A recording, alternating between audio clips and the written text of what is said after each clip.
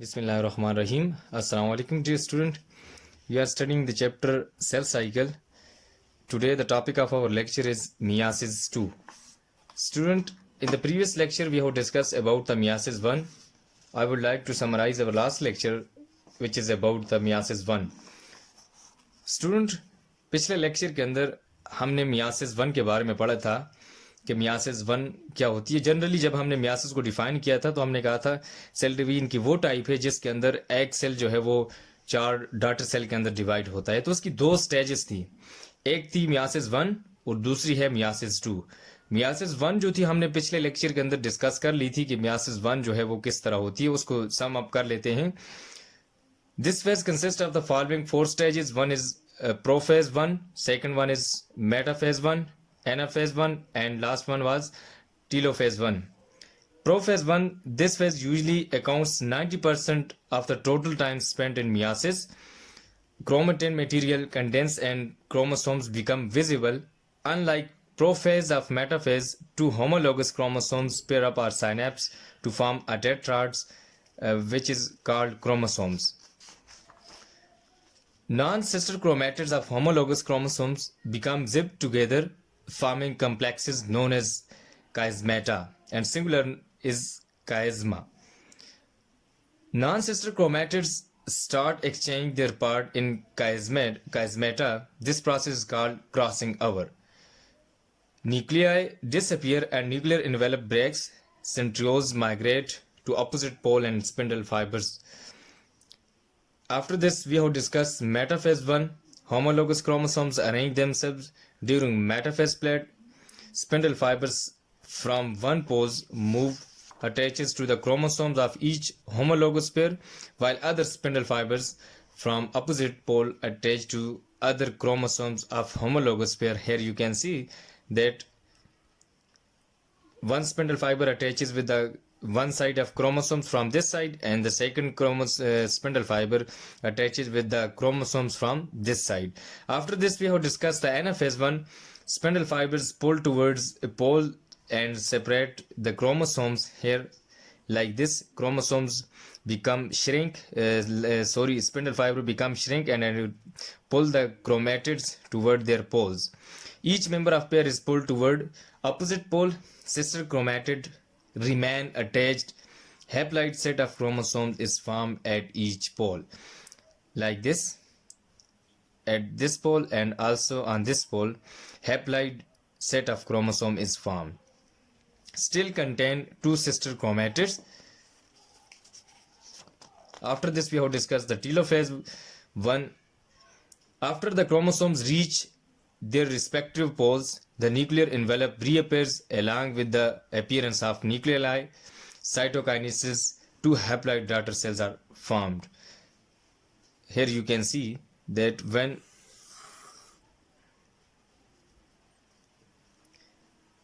chromosomes reaches at their poles like this, and nuclear envelopes start reappearing and nuclei also start reappearing. And after this telophase, cell undergoes the process of cytokinesis and develop into or form into 2 daughter cell. This was all about the previous lecture. Now I am going to discuss new lecture which is about the meiosis 2. Each cell undergoes meiosis 2. अच्छा student, जो हमने discuss किया था ये सारा कुछ myiasis 1 के बारे में था। अब मियासिस 1 यहाँ तक पहुँच गए थे हम कि एक सेल जो है वो, एक पेरेंट सेल जो है वो 2 डॉटर सेल के अंदर डिवाइड हो गया। अब इधर पेरेंट सेल के अंदर फॉर एग्जांपल 46 जो है वो क्रोमोसोम्स थे। कितने? 46। अब यहाँ पे ये डॉटर सेल 2 बने हैं। अब ये जो 2 डॉटर सेल हैं इनके अंदर हैप्लॉइड नंबर ऑफ क्रोमोसोम्स रहेगा। ये जो होंगे हैप्लॉइड नंबर ऑफ क्रोमोसोम्स होंगे इनके अंदर, इस डॉटर सेल के अंदर भी और इस डॉटर के सेल के अंदर भी। यहां तक तो हमने कहा ये है मियासिस 1। कौन सी? मियासिस 1 स्टेज थी ये वाली, मियासिस 1 स्टेज। अब इसके बाद ये एक सेल मैं जो आपको इधर आज लेक्चर में बताऊंगा इस एक सेल को लेकर जाऊंगा, ये आगे जाकर दो सेल में डिवाइड होगा, इसी तरह ये भी सेल आगे जाकर दो सेल के अंदर डिवाइड होगा, ये एट अ टाइम ये प्रोसेस होगा। तो इस वजह से एक सेल जो है, यहाँ देखें एक पेरेंट सेल था, ये आगे जाकर चार सेल के अंदर डिवाइड हो जाता है। तो हम एक सेल को लेकर जाएंगे, यही फिनोमेना दूसरे सेल के साथ भी होगा। अच्छा, अब ईच सेल अंडरगो मियासिस 2, कि हर एक जो सेल जिसने मियासिस 1 की है वो मियासिस 2 से गुजरेगा। Myiasis 2 resembles with mitosis in which simply the separation of chromatids take place। कहते हैं जो मियासिस 2 है ये रिजेंबल करती है, इसकी मुशाबियत बिल्कुल माइटोसिस की तरह है, यानी कि ये जैसे माइटोसिस होती है उसके अंदर जो क्रोमेटिड जो होते हैं वो सिंपली सेपरेशन होते हैं, इसके अंदर भी उसी तरह क्रोमोसोम्स जो है वो सेपरेट होते हैं। It differ from mitosis in number of chromosomes. अच्छा, एक बात इसके बारे में कि माइटोसिस ये है बिल्कुल माइटोसिस की तरह, लेकिन इसमें डिफरेंट जो है चीज वो कौन सी है। अब देखें, जब हम पिछले लेक्चर के अंदर हमने ये डिस्कस किया कि एक जो है सेल माइटोसिस के अंदर एक सेल डिवाइड होता है दो सेल के अंदर। इस तरह देखें, ये एक फॉर एग्जांपल एक सेल है पेरेंट सेल, ये वाला पेरेंट सेल था, इसके अंदर जो है वो क्रोमोसोम्स है 46, कितने 46। अब ये डिवाइड जब होता है तो इसके जो डॉटर सेल्स होते हैं ना, इसके अंदर भी 46 नंबर ऑफ क्रोमोसोम्स होते हैं। यानी कि अब देखें इस माइटोसिस के अंदर मेंटेन रह गया है कि इसका 46 जो नंबर था इसके अंदर भी 46 है। पेरेंट सेल का जो 46 नंबर क्रोमोसोम्स था, आगे उसके डॉटर सेल जो होंगे उनके अंदर भी 46 जो है क्रोमोसोम्स होंगे। अच्छा, लेकिन यहाँ पे जो मियासिस है ये इससे इस सेंस में डिफर करती है कि देखें, जब एक दफा मियासिस 1 होती है तो उसके अंदर 23 क्रोमोसोम्स होते हैं, तो ये जब आगे फर्दर डिवाइड होती है तो इसके अंदर यानी कि 23 नंबर जो होंगे क्रोमोसोम्स के, इधर भी 23 और इधर भी ये जो 23 जो क्रोमोसोम्स का नंबर होगा यानी कि दोनों के अंदर होगा, इस एक डॉटर सेल के अंदर भी और दूसरे डॉटर सेल के अंदर। ये माइटोसिस से सिर्फ इधर हैप्लॉइड नंबर ऑफ क्रोमोसोम्स है इसमें डिफर करती है, बाकी इसकी जो सेपरेशन ऑफ क्रोमैटिड्स है एज लाइक इन माइटोसिस, ये बिल्कुल माइटोसिस की तरह होती है। Parent cell contain diploid number of chromosomes while the daughter cell contain haploid number of chromosomes। कि इसके अंदर जब मियासिस 1 होती है तो उसके अंदर डिप्लॉइड नंबर ऑफ क्रोमोसोम्स होते हैं, और आगे जब मियासिस 1 यानी कि उसके रिजल्ट में जो सेल बनता है उसके अंदर हैप्लॉइड नंबर ऑफ क्रोमोसोम्स होता है। जो मियासिस आगे देखें, कहते हैं in meiosis 2 parent cell contain haploid number of chromosomes and daughter cell also contain haploid number of chromosomes. वहां पे जो माइटोसिस थी उसके अंदर 46 नंबर ऑफ क्रोमोसोम्स थे, लेकिन यहाँ पे जो क्रोमोसोम्स का नंबर है वो 23 होता है। जस्ट इनके क्रोमोसोम्स के नंबर में डिफरेंस है, बाकी ये बिल्कुल माइटोसिस की तरह है मियासिस 2।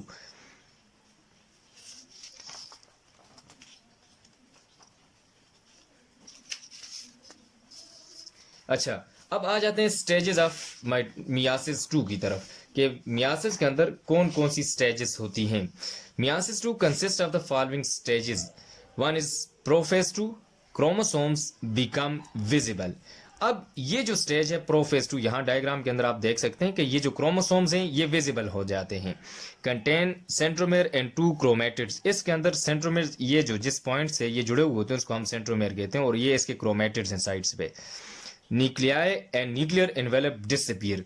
यहाँ पे जो न्यूक्लियाई होता है या इसके अलावा न्यूक्लियर एनवेलप जो न्यूक्लियर मेम्ब्रेन जिसको हम कहते हैं वो डिसअपीयर हो जाती है इस स्टेज के अंदर, प्रोफेज के अंदर। Centrioles move toward opposite poles and make spindle fibres. अब ये जो है ये अपने अपोजिट पोल की तरफ मूव कर जाते हैं इस तरह, ये इधर आ जाता है, ये इधर अपने जो इसके अपोजिट पोल्स होते हैं स्पिंडल फाइबर्स की उनकी तरफ जो है सेंट्रियोज मूव करना स्टार्ट हो जाते हैं, और वहां पे जाकर ये स्पिंडल फाइबर्स की फॉर्मेशन करते हैं। ये हमारे पास प्रोफेज 2 है। इसके बाद दूसरी स्टेज जो है वो है मेटाफेज 2। अब मेटाफेज 2 के अंदर क्या होता है, each chromosomes attach with spindle fibers and arrange themselves on the equator forming equatorial plate।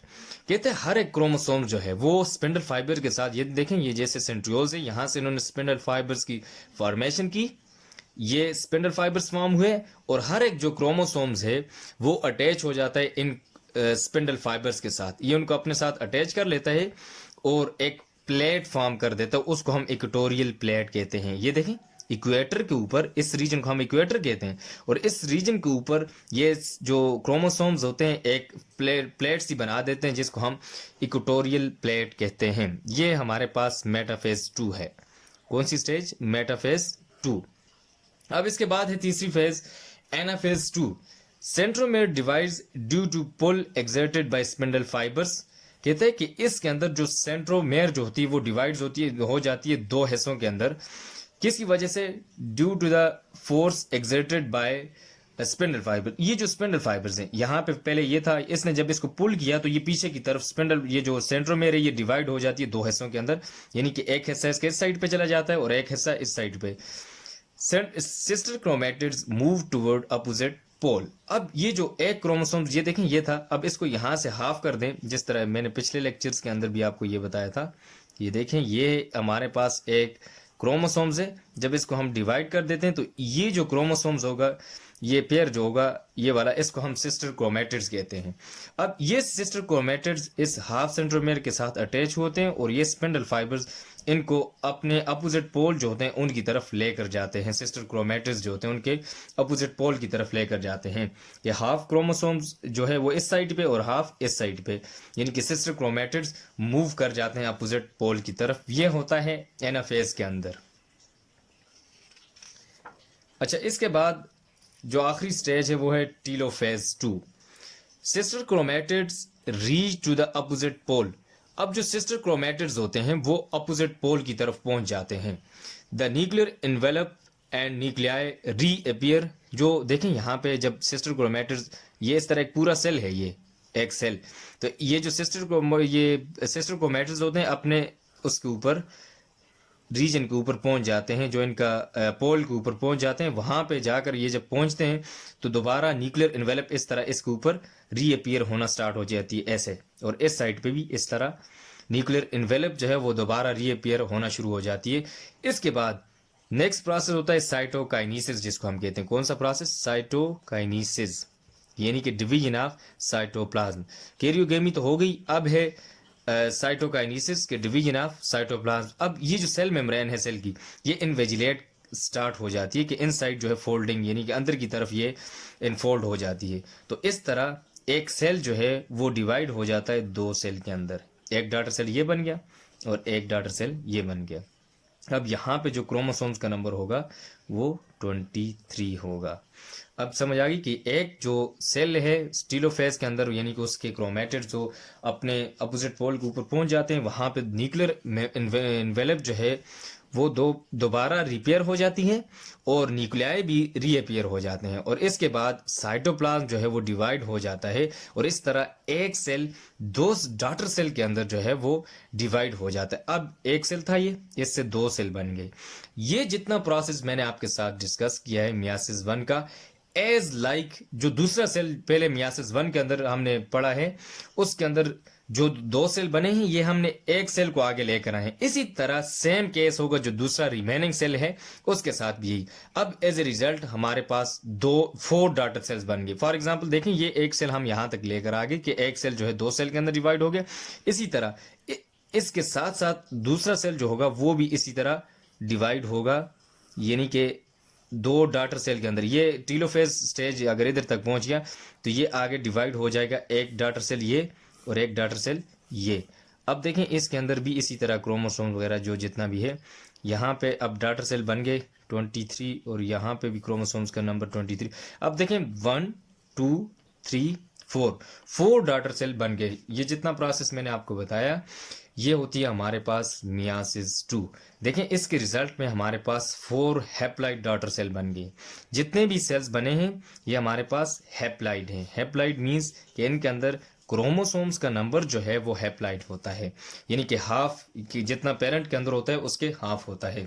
लेकिन मियासिस 2 को हम माइटोसिस की तरह कहते हैं कि ये माइटोसिस की तरह होती है, क्योंकि इसके अंदर ये इसका जो पेरेंट सेल होता है उसके अंदर 23 हैप्लाइड नंबर ऑफ क्रोमोसोम्स होते हैं और वो डिवाइड होकर आगे दो सेल बनाते हैं, और उसमें भी हैप्लाइड नंबर ऑफ क्रोमोसोम्स, यानी कि जो पेरेंट सेल के अंदर नंबर ऑफ क्रोमोसोम्स होता है वो आगे जो डॉटर सेल के अंदर मेंटेन रहता है। इस वजह से इसको हम माइटोसिस कहते हैं। माइटोसिस अच्छा स्टूडेंट, ये था हमारा मियासिस 2 के बारे में, जो हमने डिस्कस कर लिया है कि मियासिस 2 के अंदर एक सेल जो है वो दो डॉटर सेल के अंदर, उसी तरह दूसरा जो उसका डॉटर सेल बना हुआ होता है पहले मियासिस 1 के अंदर, वो भी दो सेल के अंदर डिवाइड होकर एज अ होल 4 सेल बनाता है। इसके बाद अब जाते हैं सिग्निफिकेंस ऑफ मियासिस, जिसे माइटोसिस की कुछ सिग्निफिकेंस थी, इसी तरह मियासिस की भी सिग्निफिकेंस है। पहले देखते हैं formation of gametes for sexual reproduction. Myiasis जो है वो गेमीट्स बनाती है सेक्सुअल रिप्रोडक्शन के लिए। अगर ये गेमीट्स ना बनाए तो सेक्सुअल रिप्रोडक्शन नहीं हो सकती। सेक्सुअल रिप्रोडक्शन को जब हम डिफाइन करते हैं तो उसमें हम यही कहते हैं इस तरह की रिप्रोडक्शन जिसके अंदर गेमीट्स इन्वॉल्व हो, मेल और फीमेल, तो वो उसको हम सेक्सुअल रिप्रोडक्शन कहते हैं। तो उसके पीछे जो गैमीट्स फॉर्मेशन होती है वो किसका काम होता है? मियासिस का काम होता है। अब देखते हैं इन एनिमल्स मियासिस गैमीट्स, इन एनिमल्स मियासिस में गैमीट्स और सेक्स सेल्स। कहते हैं कि मियासिस जो है एनिमल्स के अंदर सेक्स सेल्स या गैमीट्स बनाती है। जिस तरह देखें मेल के अंदर in male sperm cell and in female egg cells are produce. कहते हैं कि एनिमल के अंदर मियासिस जो है मेल के अंदर स्पर्म सेल बनाती है और फीमेल के अंदर एग सेल बनाती है। और इसी तरह ये सेल स्पर्म सेल मेल से रिलीज होता है और एक सेल एक फीमेल के अंदर जो है वो जाकर वहाँ उसका जो एक सेल होता है उसको फर्टिलाइज करता है। और फर्टिलाइज करने के बाद वहाँ पे वो जाइगोट फॉर्मेशन होती है और वो आगे जाकर एक नया इंडिविजुअल बना देता है। एम्ब्रियोनिक कंडीशंस, उसकी एम्ब्रियोनिक डेवलपमेंटल चेंजेस जो होती हैं उससे होकर एक नया इंडिविजुअल बन जाता है। इस तरह मियासिस जो है वो फॉर्मेशन ऑफ गेमीट्स करती है सेक्सुअल रिप्रोडक्शन के लिए। सिर्फ एनिमल्स के अंदर ही नहीं बल्कि प्लांट्स के अंदर भी। In plants spores mother cell undergo meiosis to make haploid spores. कि जितने भी मदर स्पोर सेल्स होते हैं वो हैप्लॉइड स्पोर्स बनाते हैं, उससे हैप्लॉइड स्पोर्स बनते हैं। और ये किस वजह से बनते हैं? मियासिस की वजह से। Then this haploid spores grow into haploid gametes and then gametes fuse together and form zygote, and then this zygote will undergoes toward embryonic developmental changes and form a new individual। कि plants के अंदर भी इसी तरह ये जो spores होते हैं ये हैप्लॉइड स्पोर्स ग्रो करते हैं और उससे हैप्लॉइड गेमीट बनता है। मेल जो है हैप्लॉइड गेमीट और इसी तरह फीमेल हैप्लॉइड गेमीट दोनों मिलकर जाइगोट बनाते हैं और वो जाइगोट आगे जो है एक नया इंडिविजुअल बना देता है, उससे बनता है। ये था formation of gametes for sexual reproduction. इसके बाद है genetic variation.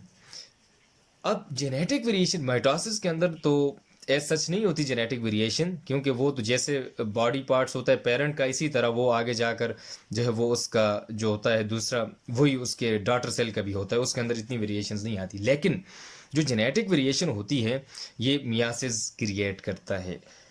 It creates genetic variations among the offspring. ये जो मियासिस होती है ये जितने भी ऑफस्प्रिंग हैं उनके दरमियान जो है ये जेनेटिक वेरिएशन काज करना। अब वेरिएशन का क्या मतलब? कि उनके अंदर तब्दीली लाना। यानी कि देखें आप, बाज़ पेरेंट्स ऐसे होते हैं जिनकी जो है वो आई कलर या हेयर कलर या और भी स्किन कलर वो और होता है, लेकिन जब उसके आगे बच्चे पैदा होते हैं तो उनके देखें उनका आई कलर्स उन पेरेंट्स के साथ मैच नहीं कर रहा हो, तो ये ड्यू टू मियासिस होता है। यानी कि उसके अंदर ये जेनेटिक वेरिएशन ले आना कि उनके अंदर कोई ऐसी तब्दीली जेनेटिक लेवल के ऊपर लेकर आना और वो आगे जाकर ऑफस्प्रिंग के अंदर अपने इफेक्ट को शो करें, तो इसको हम जेनेटिक वेरिएशन कहते हैं। Meiosis allows a species to bring variations to handle the change in the environment. कहते हैं मियासिस जो है वो अलाउ करती है किसी स्पीशी के अंदर वेरिएशन लाने को, और इसकी वजह से क्या होता है कि ये जो वेरिएशन होती है ये हैंडल करती है। अगर वेरिएशन ना आए, देखें एनवायरनमेंट के अंदर कोई तब्दीली आती है तो उसको हैंडल करने के लिए मियासिस एक वेरिएशन ले आती है उस ऑर्गेनिज्म के अंदर, ताकि जो एनवायरनमेंट के अंदर जो चेंज आई है कोई भी स्पीशी या कोई भी जो ऑफस्प्रिंग है वो उसको फेस कर सके। तो ये फेस करने के लिए मियासिस उसके अंदर कोई जेनेटिक वेरिएशन ले आती है। ये थी हमारे पास significance of meiosis. Student, this was all about the today lecture. Now I would like to sum up our lecture. Student, today we have discussed the meiosis 2. Each cell of the meiosis 1 undergoes the process of meiosis 2. Meiosis 2 mostly resembles with the mitosis, in which simply the separation of chromatid take place, but in terms of number of chromosomes it differ from mitosis. In mitosis, the chromosomes of number remain diploid as like in parents and will maintain in daughter cell. But here in the meiosis 2, the number of chromosomes remain haploid. While daughter cell contain haploid number of chromosomes as like in parent cell, but in meiosis 2, parent cell contain haploid number of chromosomes and each daughter cell also contains haploid number of chromosomes. After this, we have discussed about the stages of meiosis 2. Student, there are 4 stages. One is prophase 2, chromosomes become visible. Here you can see in the diagram the chromosomes become visible, which can be seen with the help of microscope. Contained centromere. Here this point is called centromere, through which 2 sister chromatids are attached with each other. Nuclei and nuclear envelope disappear. It means here nuclear membrane disappear and also nuclei disappear. Centrioles move toward their opposite poles and make spindle fibers. And after this, we have discussed about the metaphase 2. Chromosomes attach with the spindle fibers. Here you can see in the diagram that spindle fibers attach with chromosomes from one side and other spindle fibers attach with the chromosome from other side, and then make a equatorial plate at equator. After this, we have discussed the anaphase 2.